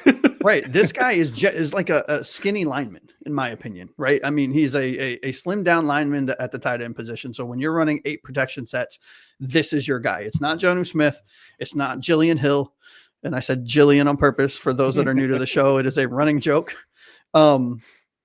He is a blocker. And that's, you know what, if that's what he does and that's what he brings to the team on a 1-year deal that's team friendly, I'm all for it. You know what I mean? I don't love this. I'm not buying his jersey next season, but I may have over exaggerated your enthusiasm for this deal, so I apologize. I already got his jersey. It's coming. It's on its way. Anthony, what are your thoughts on this one? I don't have any thoughts on this Fair one. I enough. mean, what is Fair this guy? Like, he may not Yeah. even make the team. It's like Jody Fortson all over again here. Taylor, any thoughts on this one? He has some similarities of why I like a James Daniel signing or a Westbrook Akine, to where they both have this like tenacity in the way they play. Yeah. As you know, the young people say, he has that dog in him. Yeah. And As that the is young something people that say. As We're the young young. people, what are you? as the young people say. You're 10 years younger than all of us, Taylor. Well, thanks for Well. listening, everybody. But Taylor's off the show now. Yeah. But yeah, I like his blocking style, and that's something that I think we just need more of. And not to go back in our previous conversation, it's just like that's the players we need to add. Whoever it ends up being at 13 and in the draft, they just have to be guys that aren't scared to get in there. Yeah. And be physical. Yeah, and I mean, I like what Frozen Fan said here. He's Julian Hill minus the penalties. Yeah. If that's what he is for us, and that's all he is for us, I'm happy with the signing. Mhm. And that's, I mean, simple as that. I mean, Last free agent signing I want to go over here is Dolphins sign Alexander Madison. Of course, he was the backup for the Vikings. Then he was the backup for the Raiders last year. Been in the league what feels like forever. He's Sure just has. been, backing up Dalvin Cook. We wanted to show yardage back. Asking, you shall receive. Here he is. So Taylor, I'm going to start with you on this one. What do you think about Alexander Madison? I wasn't very high on this one. Okay. I'm not a big fan of Madison's game. Early in his career, he was great, but these past few seasons have not been kind to him. Mhm. Hopefully, he can get back on the right track with Miami, but this is a move that's like wait and see. Maybe this ends up being great, but I just hope this doesn't take us out of potentially getting like a late round running back to add to the group too. Yeah. Yeah. I'm right there with you there. I wasn't super enthused about the move either. It was just kind of all right, that happened. Anthony, what do you think? Yeah, this is like, if anybody who plays a lot of fantasy football, the second running back on a team where you hate the first running back is always super popular. Yeah. Right? So like Alexander Madison was always the talk of like the darling fantasy play that every fantasy player talked about because like he's going to take over the starting position. He's going to crush it. I don't even remember who was in front of him. Dalvin Cook. Dalvin Cook. Yeah. Dalvin Every Cook's time always Dalvin Cook hurt. would get hurt. Right. Dalvin Cook's always hurt. Alexander Madison's going to be great. And the one year that he did kind of start for Minnesota, he had 700 yards in 2023. And that got him a contract with the Raiders to replace, Jacobs, Brandon Jacobs? No, Josh Jacobs. Yeah. Brandon Jacobs is going way back. Wow. How old is this guy? To replace Josh Jacobs. And he didn't do anything. The Raiders were a rotational nightmare at running back all season. And here he is landing in our pocket. This is like one of those guys, you guys have heard me say this saying all the time. I stole it from draft day and I absolutely love it.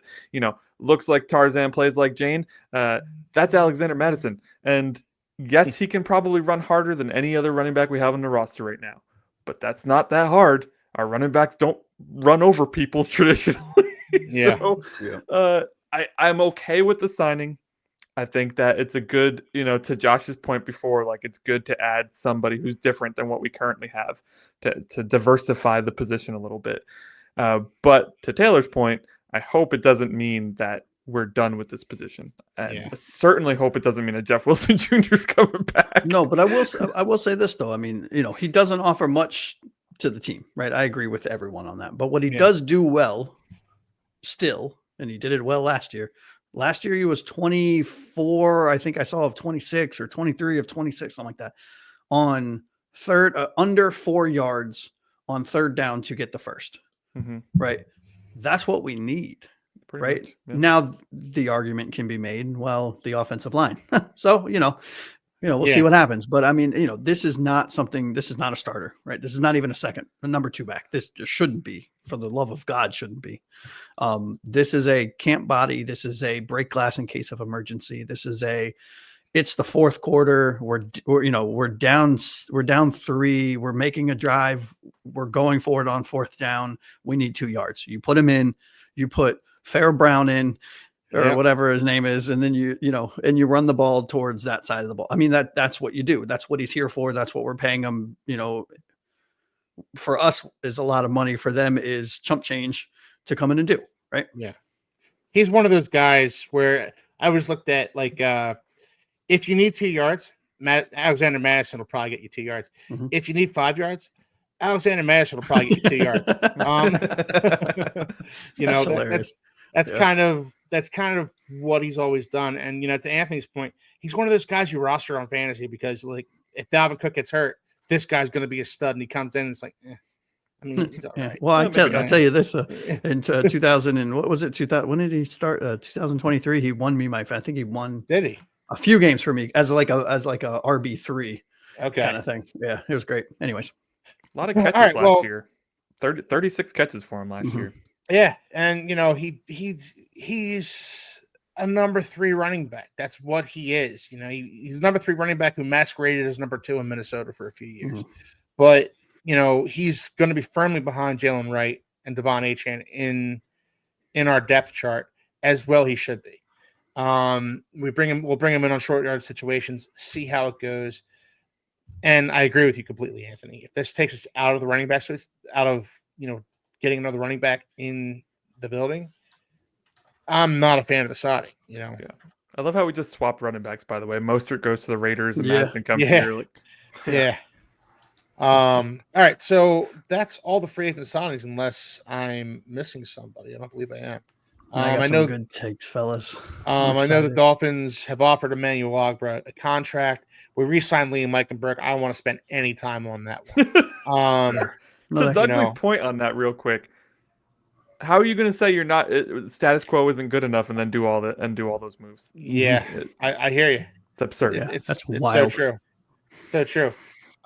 So at this point in the show, I'm going to toss it over to Josh, and Yes. we're going to do the second best segment in all of sports media. Takes from the deep end. Takes from the deep end.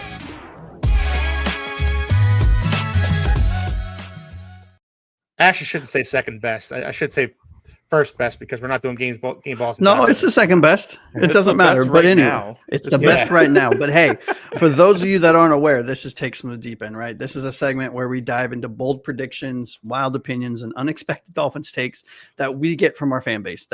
Whether it's commenting on our videos, on our segments, on YouTube, on Facebook, wherever you can find us, we gather all of those takes. I compile them onto this lovely platform that we use to host this amazing show. And I play host and I toss it to my lovely co-host. So I am going to start with you, Mr. Keith, Philly Sure. Phins fan. All right. Takes from the deep end. I am proud of this front office. They finally learned. They put their names in the ring for Bosa and Greenlaw and Allen. But once the price went above where they were comfortable, they didn't fold. Instead, opting to work on getting younger and sticking to their price. What are your thoughts? I actually agree with this one. It makes Mhm. perfect sense to me. I mean, it felt like it was like 3 or 4 off seasons in a row the Dolphins would go out there and make this big splash move, where they'd go out and they'd trade for Tyreek Hill, or they'd go out and they'd trade for Jalen Ramsey and or trade the Larry Tunsil trade where they got a bunch of draft picks in return.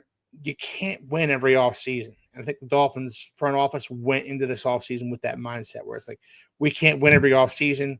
We can make a splash move like Joey Bosa, but does that move the needle for the team, especially at the price point he's going to come in at? So it does show. Now it might be too little too late, because like we talked about, Chris Greer could be out the door after this season, but it does show growth. It does show a little bit of maturity, and I am proud of them for kind of sticking to their guns and saying, this is what we're comfortable spending on this position, or this is what we're comfortable spending on you personally, Joey Bosa. We're not going to go above $8 million. The Bills gave you 12. Okay. Have fun in Buffalo. So I agree with it. Yeah. What are your guys' thoughts? Taylor, Anthony? Yeah, I agree with this take. I think it makes a lot of sense. I thought Anthony was going to go there. I But usually do, but I was think- trying to give you the upper hand, let you go, let you jump in. fair. Both of us were trying to be the nice person there, but you know what? I do agree with this take. I think Joey Bosa at what, 13 million is what he ended up getting? 12, I The think. Bills? Yeah. 12? 12, Like, yeah. that is a move that I was not opposed to getting him at like 8. Yeah. But man, 12 mil for a year, and then what they had with Von Miller going Joey Bosa. We'll see how it works out for him. But yeah, man, I think this is a pretty good take overall. Yeah. What about you, Anthony? Yeah, I'm gonna be I'm gonna go on a semantics route as usual. I'm happy that they didn't sign aging vets like this, but I'm not gonna say I'm proud of the FO. I mean, they haven't built a winning roster right now. Show me a winning roster, and then I'll tell you I'm proud of you. I like it. That's fair. That's fair. I like it. I like it. And Anthony, for our next take from the deep end, we have a live one from Frozen Phins fan. Here we go. Tyreek Hill is going to be run from the slot a bunch this season. And because of that, he's going to flourish. About 1,600 yards incoming. I mean, we've seen 1,700 yards from him 2 out of the 3 years that he's been here, so it's certainly not out of the question. My concern for Tyreek Hill, I think you could put it down because you're it's like I'm trying to Sorry. But my concern about the Tyreek Hill thing is whether or not he still wants to be here. The maturity, right? That we kind of had a feeling he wasn't a very mature player, but while we were winning, it didn't really reveal itself.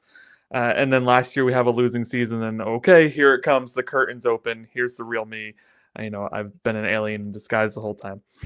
So, I think this is not far-fetched. This is an overreaction. This is definitely in the wheelhouse of Tyreek Hill, and I would love to see him do it again this year. I'm just unsure if Tyreek Hill will actually be on the roster this year. I like it. What about you, Keith? Well, I think it came out today or maybe yesterday. He's having lucky number 13. Lucky number 13 is coming. It's on the way for Tyreek Hill. No Are you pun intended. Yeah, yeah. I'm serious. Yeah. So, and I'm not saying that to make fun of the guy. I mean, Good for him. Have as many kids as you want. Congratulations to you, Tyreek. But the point is, kids cost money, and as DouglieDoWrong pointed out in the show earlier on today, as we all kind of knew going in, this is likely Tyreek Hill's last season in Miami. He's likely going to be cut at the end of the season for salary cap purposes only. Dude's going to need another contract. So he's going to be he's essentially playing for another contract this season. Mm-hmm. So play him out of the slot, get the ball in his hands, and watch him run. I could see 1,600 yards. I'm not predicting 1,600 yards. I mean, I think that's a little optimistic, Frozen Fin fan, but I could easily see 1,400 yards and Tyreek Hill coming from the slot a lot of the time. And and Westbrook Ikine, he is going to be the key because again, if you're running Tyreek Hill out of the slot, who's the other outside wide receiver? It's going to be Nick Westbrook Ikine. What about you, Taylor? So I disagree with Frozen Fin fan here, and it's not because the logic isn't there. It really is. Like, I 100% understand where Fin fan's coming from, but here's the thing.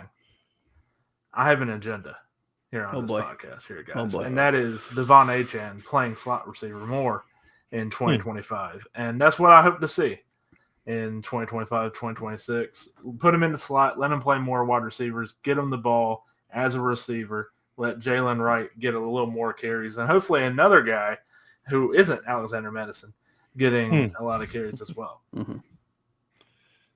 I mean, makes sense. Makes total sense, right? I mean, it will be very interesting to see how the Dolphins position Hill in this offense, right? Is this? I mean, knowing that this is his last year, there's no question about that. Whether he's traded before the season starts or whether he plays his contract out when we cut him for a $30+ million gain, right, in cap, it will be interesting to see if this is the year that we might transition him away from wide receiver one and Waddle to take that position, right, to get kind of the reps as the wide receiver one. But it will, I mean, but Tua has a propensity to, for better or worse, man, he's gonna force feed Hill. And if he knows it's his last year, because Tua, I mean, I truly believe that these guys are close, right? Mm-hmm. So, and if, I'm not saying there are conversations, we don't know what goes on behind closed doors, but, he pushed it down the field when Reek wanted to try to get to that 2,000 mark. He forced it to him, right? So like 12, 13 times a game. So if this is his last contract and Hill's playing for his next contract, there could be some conversation. It'd be really interesting to see. Who the heck knows? Taylor, you're up next, buddy. Ooh, I don't know which one to give you. I have two good ones. All right, we'll go with the draft question. All right. Takes from the deep end. Nicky Manwari must be the pick in round one, right, fellas? We have two solid number 2 options with both of the free agents that we signed. We just need a Batman to their Robin. What are your thoughts? I disagree with this, and it's not because I'm not a fan of Manwari. Mm-hmm. I think he is, to me, I have him right now as a fringe first, early second kind of player. Mm-hmm. And there's a lot to really like. You guys talked about the athleticism. Doug talked about it as well. It's just that there's a lot of projection onto his game. And when you're sitting at pick 13 and you look at like, okay, what is, I don't want to say a project safety, but somebody who's clearly not somebody who's, all right, plug in, play, he's good to go.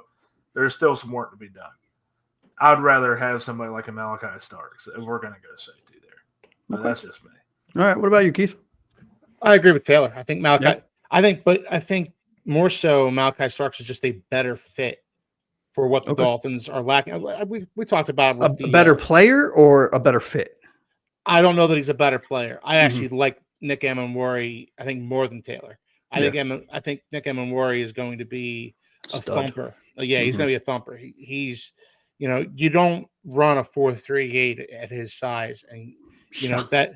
And I know it's the Underwear Olympics, and we shouldn't pay attention to it. You know what? If we shouldn't pay attention to it, then people wouldn't do it. Well, that's not true. Advertising money. Hey, you know what? But prospects wouldn't go to the combine if we shouldn't pay attention to it. The 4.38 did jump off the page at me. This guy I think he's going to be a stud. I think he's going to be a guy who's a Jamal Adams type of player. You know who he reminds me of? Who's the rookie? I'm drawing a blank on his name for the Ravens. Humphrey? No, that came out of Notre Dame. He was their first round pick. Kyle Hamilton. Hamilton. That's who he reminds Kyle me Hamilton. of. He reminds me of a Hamilton type player. But even Hamilton's stock dropped because he ran in the 4.6s.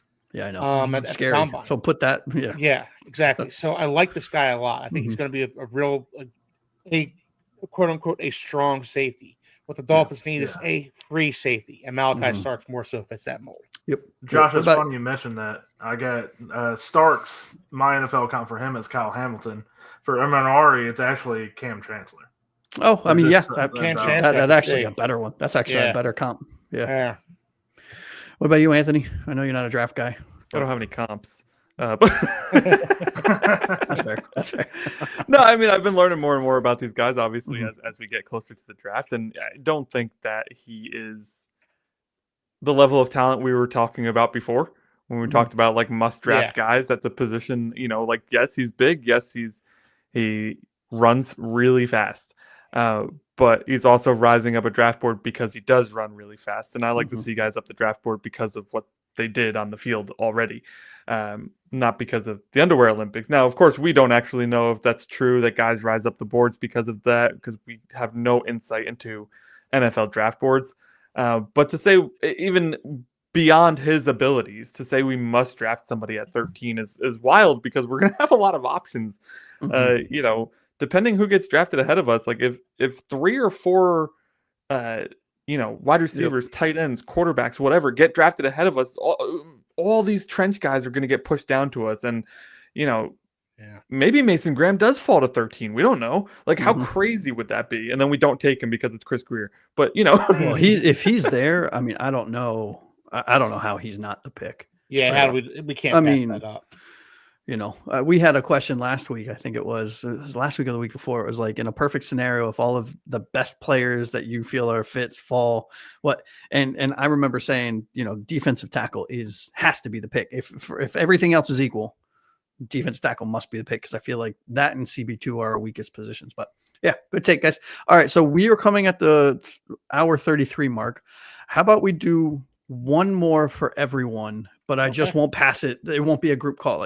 Or a group call. Jesus, it won't be a group chat. So if I pass it to Keith, you answer it. I'll jump to the next one for Taylor. Sound good? Sounds good. All right, cool. Let's see. All right, this one's. Excuse me, Keith. This one's for you, buddy. It's a long one, so hang on tight. Tales from the deep end. Bottom line: if Tua can ball out and stay healthy next season, we seriously can make some noise. Next steps in his evolution and this team's evolution is to beat contenders on a semi-consistent basis. We do that, the league better watch out. What are your thoughts? Yeah, totally.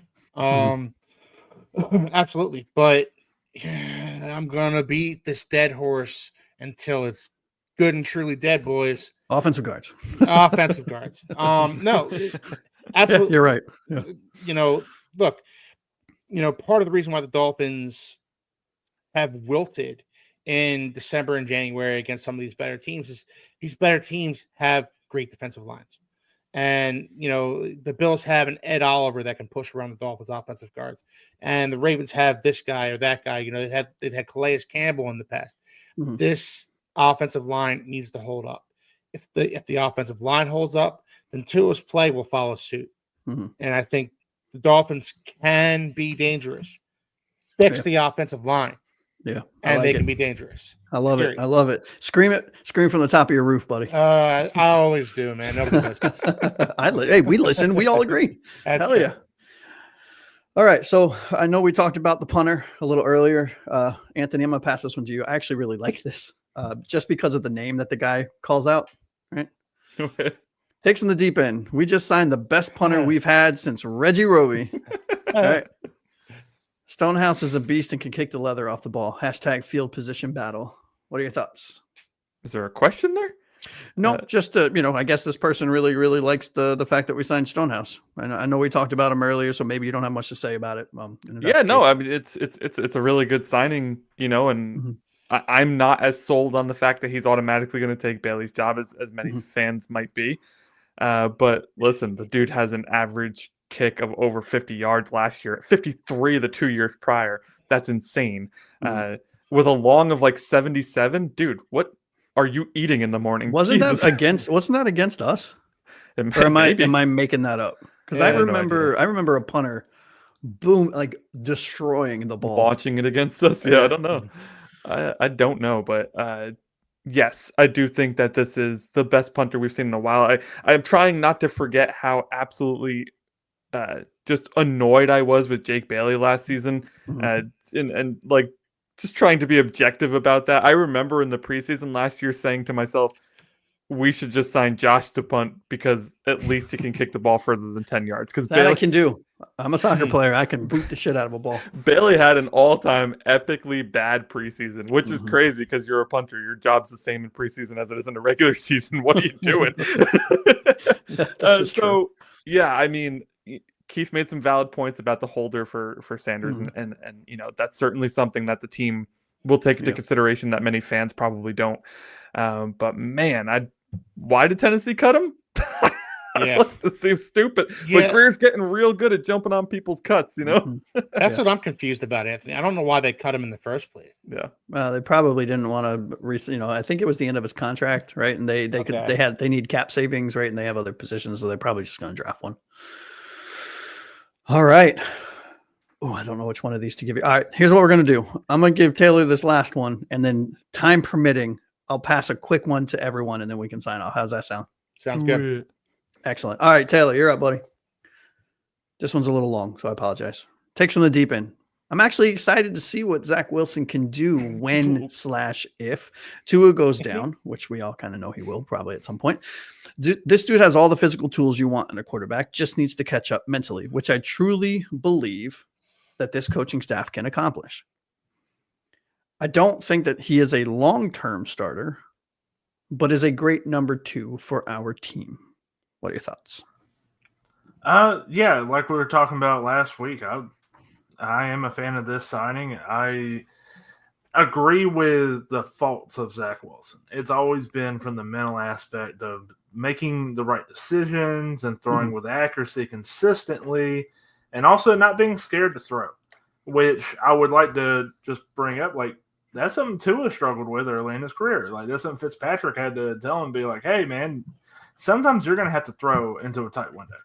And now we look at Tua with McDaniel, and possibly there's a bit of an overcorrection at times there. So I'm excited to see. Well, I wouldn't be excited to see because that means that Tua would not be on the field. But I'm excited to see, at least from a backup point of view, like, can Zach Wilson end up, continue to progress and get better? The arm talent's there. Like, he probably shouldn't have been the second overall pick, but he was a first-round talent. Yeah, and his athleticism is wild, dude. His extent, like the way he can extend plays. Again, that plays into the mental part of it. Sorry, go ahead, Taylor. Yeah, but overall, like, I said this multiple times last week. Need to say it again here. When I'm saying all these good things, he's not like the starter. Tua's clearly better. This is a backup quarterback. I'm just saying that there are pluses to this. This isn't Mike White 2.0, is what I'm saying. Yeah, I agree. Awesome. All right, Keith, do we have time for a round One robin? more. Well, All right. round robin. One more. Now, this one can be a yes, no, should we desire? Or do we have enough time to actually talk about it, Keith? I want to know before I throw Everybody it up. gets like 30 seconds to a minute. All right, Let's go with perfect. that. It's super short. Takes in the deep end. Would you welcome X back to the team? Oh, I don't need to go on a long soliloquy on this one. No. Anthony, No, he's toast, man. He was so slow his last year. No way. Taylor. No, I'm good. That is a clean sweep, fellas. That is a clean sweep. I thought I was going to have to, explain that one. Nope, I'm good. Listen, we should clarify. I love Xavier Howard. I do too. Absolutely love him. But his time is done. Nobody signed him last year. That tells you something. Tells you everything you need to know, honestly. Yeah, time to retire. Yeah, Frozen. So it's a 5 sweep because Frozen Fin fan agrees. Yeah. There he is. All right. So we're at the hour and 40-minute mark now, guys. We're going to call it a night. First and foremost, I need to once again thank DouglieDoWrong for coming on the show with us. Let's go. It was awesome having him on. I would love to do it again if he's open to it. It was truly an awesome experience, I think, for all of us. Hopefully there's more guests to come. DouglieDoWrong, of course, I'd like to have him back on the show again, but there's more guests to come beyond him. And then beyond that, we have draft prep coming up, guys. We have mock drafts to do. We still have our live draft show coming up that we're going to collaborate with Nickel City Mafia on that one. And so the off season is just getting warmed up, boys. And it's we still have a ton of content, a ton of great things coming on. So if you like what you saw tonight, please like, subscribe, leave comments. We will answer any comments that you have, and check us out on all of our social media platforms. Check out our merch store, Etsy, on Etsy. It's really cool. I do. I have. Hey, there it is. Merch store. There we go. I love the stickers, dude. Got it right here on the mic. Yep. I have one on my mic as well. Absolutely. I love it. All right. So we are going to call it a night. Any final thoughts? Josh, final thoughts? No, look, I think this whole show was amazing. DouglieDoWrong, thank you so much for being our very first official guest ever on the podcast. Yeah. I mean, we shot for the stars and really appreciate your time. We know it's, you're a busy guy, especially this time of year. So thank you, guys. As always, joining you guys, talking about the Dolphins, our favorite team, is no matter how bad we are, no matter how good we are, it's always a pleasure to chop it up with you fellas. Absolutely. Anthony, any final thoughts? Yeah, it was cool having our first guest on. I'm super pumped. I mean, guys, you're not kidding. Shooting for the stars there, man. Yeah. Josh goes big or goes home right there. But yeah, I'm excited to get into the draft. Listen, I am going to be ready for the first round. Beyond that, I'm going to be useless. So let's go. First round. I'm here for it. NFL draft time. Awesome. Taylor, any final thoughts? Like you guys, massive respect to DouglieDoWrong. Would love to have him back on the show in the future. As for the future shows, this is where I'm most excited, guys. We're getting this is your area, isn't it? Yeah, brother? this is your area. This is my area. I'm deep into Yep. my amateur draft scouting. Yep. So I'm probably into round 3, with all the players, but I've gone into, full on quarterbacks already scouted, full on interior offensive line. So I'm getting there. Knocking it out. Well, Crazy. look, Love it. guys, join us next week as we enter Taylor's wheelhouse. Let's go. All right. We'll see you guys next week, next Wednesday, 7:00. Please join us. Have a good night.